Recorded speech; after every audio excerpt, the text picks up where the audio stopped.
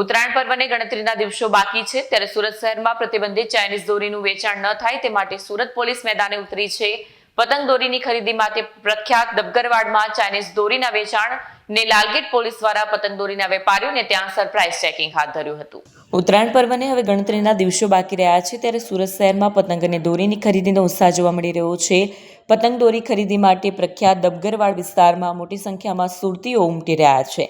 આ દરમિયાન પ્રતિબંધિત ચાઇનીઝ દોરી અને ચાઇનીઝ તુક્કલના વેચાણ પર અંકુશ મૂકવા માટે સુરત પોલીસ પણ સક્રિય બની છે। લાલગેટ પોલીસ દ્વારા ડબગરવાડ વિસ્તારમાં પતંગ દોરીના વેપારીઓના દુકાનોમાં સરપ્રાઇઝ ચેકિંગ હાથ ધરવામાં આવ્યું હતું।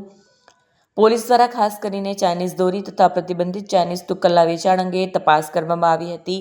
ચેકિંગ દરમિયાન વેપારીઓને સ્પષ્ટ ચેતવણી આપવામાં આવી હતી કે જો કોઈપણ વેપારી ચાઇનીઝ દોરી અથવા તુક્કલનું વેચાણ કરતા ઝડપાશે તો કાયદેસરની કાર્યવાહી કરવામાં આવશે। Bureau report Satya TV news Surat. આજ રોજ લાલગેટ પોલીસ સ્ટેશન વિસ્તારમાં ડબગરવાડમાં પરંપરાગત પતંગ બજાર ભરાતું હોય ત્યાં ખાસ કરીને ચાઇનીઝ દોરી અને ચાઇનીઝ તુક્કલનું વિતરણ ના થાય તે માટે આજે લાલગેટ પોલીસની 2 ટીમો બનાવી અને સમગ્ર બજારમાં આજે ચેકિંગની કાર્યવાહી હાથ ધરવામાં આવી છે।